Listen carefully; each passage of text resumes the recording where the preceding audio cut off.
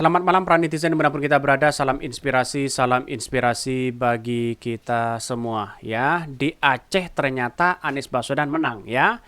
Dari kawal pemilu ini di Aceh 77,6 begitu kan ya, sedangkan paslon 2 20,85. Artinya ini sudah menunjukkan bahwa di Aceh sangat luar biasa Anies Baswedan. Sampai-sampai ya dari beberapa daerah di situ Anies Baswedan menang mutlak ini. Di Aceh Barat 75% Anies Baswedan, sedangkan paslon 02 22,71% dan paslon 03 ini 1,90%. Pak Ganjar semakin kecil ya di situ begitu. Aceh Barat Daya ini juga ya Anies Baswedan menang di situ begitu kan ya 83,11. Terus kemudian di Aceh Besar ini Anies Baswedan menang juga ya, menang telak. Di Aceh Jaya juga menang telak di situ begitu kan. Ini di Aceh rata-rata Anies Baswedan menang begitu kan. Jadi artinya apa? Artinya kalau kita kembali kepada data yang awal ini menunjukkan bahwa ya Anies Baswedan yang sangat-sangat menjadi kemenangan bagi mereka itu di Aceh begitu kan. Di Aceh terus kemudian di DKI Jakarta begitu kan. Terus kemudian di Banten cukup imbang, terus di daerah-daerah yang lain. Tapi nampaknya kami berasumsi begini.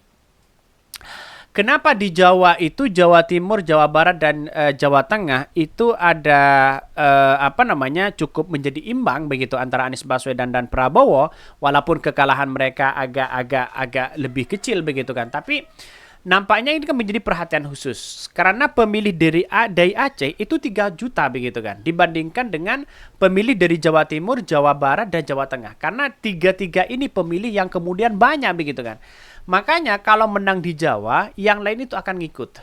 Ya, karena mungkin dia bisa seimbang dan sebagainya begitu kan.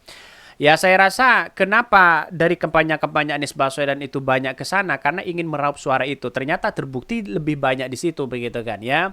Mungkin di Jawa Timur agak berapa kali begitu, tapi nampaknya ini cukup perhatian khusus bagi Anies Baswedan.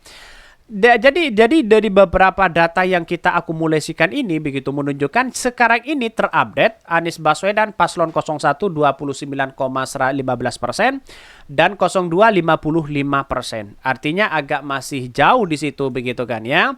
Jadi kemarin itu sudah selisih 4%, semakin ambiar ya Prabowo, sekarang kok naik. Ini kan masih data yang masih belum masuk di sini kan. Masih ada sebenarnya begitu kan ya. Salah satunya misalnya di Papua begitu kan ya. Ini masih belum, sebagian mereka masih belum ada dan sebagainya begitu. Terus kemudian di Bengkulu mereka Anies Baswedan ya agak kalah besar di situ begitu. Ini yang menjadi catatan penting kepada kita. Ini katanya sih ada beberapa kabar yang menyatakan bahwa kalau seperti ini terus maka akan terjadi misalnya indikasi kecurangan, misalnya ada indikasi kecurangan, indikasi apa dan sebagainya. Ini yang perlu kita hati-hati betul begitu kan, karena tampaknya hari ini lagi memperjuangkan bagaimana bisa 2 putaran. Itu kalau kita sesuai merujuk data-data yang ada begitu kan. Tapi bukan tidak mungkin karena nampaknya ini kan kawal KPU ini kan mengambil data dari dari KPU juga begitu kan ya, salah satunya ini mengambil dari KPU juga begitu ya. Paslon 01 170 ya, terus kemudian Prabowo mendapatkan 40, terus kemudian Ganjar mendapatkan 4 di sini begitu. Jadi ada yang double data dan sebagainya. Itu di mana ini? Di Laitume Barat ya. Jadi saya kira ini akan menjadi catatan penting kepada kita. Ini kan ada yang double juga salah satunya ini ya. Salah satunya banyak data-data yang double di sini begitu kan. Jadi kalau menurut saya pribadi, kalau data-data banyak yang double sama dengan KPU begitu kan ya. Dalam artian KPU kan ada yang direvisi, ada yang masih belum ada. Karena kawal KPU ini mengambil data yang sesuai dengan data di KPU juga. Salah satunya misalnya ya. Tidak murni dari masyarakat yang menginput di situ, tapi masyarakat boleh menginput di situ begitu kan. Tapi nampaknya menurut saya pribadi akan ada indikasi yang kemudian bisa saja salah datanya salah atau bagaimana begitu kan ya. Karena dari beberapa data-data yang kemudian muncul hari ini, salah satunya misalnya ini di Jawa Barat. Kita lihat saja di Jawa Barat ya. di Jawa Barat ini rata-rata mereka 38,6% ya dengan 56%. Rata-rata mereka begitu kan ya, rata-rata mereka. Setiap daerah ya Prabowo menang tipis begitu kan. Ya, maka kecuali di Jawa Timur. Kita lihat saja di Jawa Timur di sini. Jawa Timur ya. Jawa Timur ini Jawa Timur. Jawa Timur ini Prabowo bisa dipastikan 67,28%.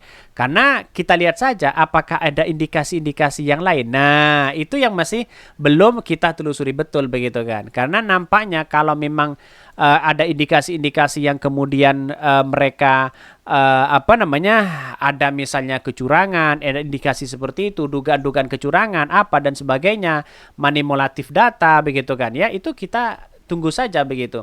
Karena semua orang kan punya saksi masing-masing di situ. Jadi data-data yang kemudian kita amati betul ini, kita harus tahu bahwa data-data yang sudah diupload oleh teman-teman ada sebagian dari KPU kita. Jadi masyarakat jangan ambil pusing masalah data-data seperti itu. Saya kira kita tunggu saja dan kawal bersama. Jangan down begitu kan ya. Quick count kita ya bolehlah berlalu begitu kan.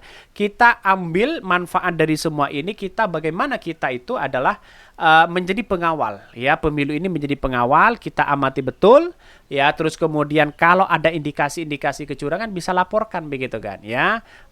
Karena sudah banyak data-data dan bukti-bukti yang sudah disampaikan kepada tim Amin begitu kan, dan Pak Ganjar juga.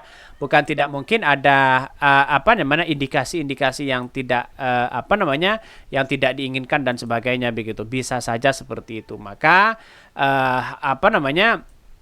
hal-hal seperti ini kita tunggu saja kita ke depan begitu kan. Karena yang namanya politik kan tidak menentu begitu kan ya, bisa saja ini menang, bisa saja kalah ya.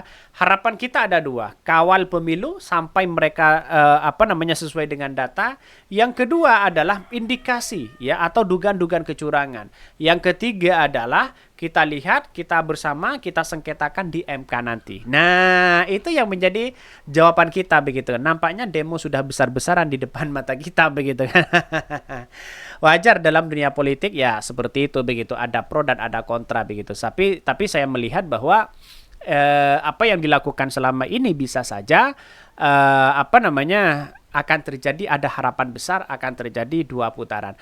Oke ya, mungkin itu ya yang kami sampaikan ya. Tonton terus channel Khodari Podcast Rakyat ini karena ada berita-berita menarik dan viral setiap harinya. Salam para netizen, salam inspirasi bagi kita semua.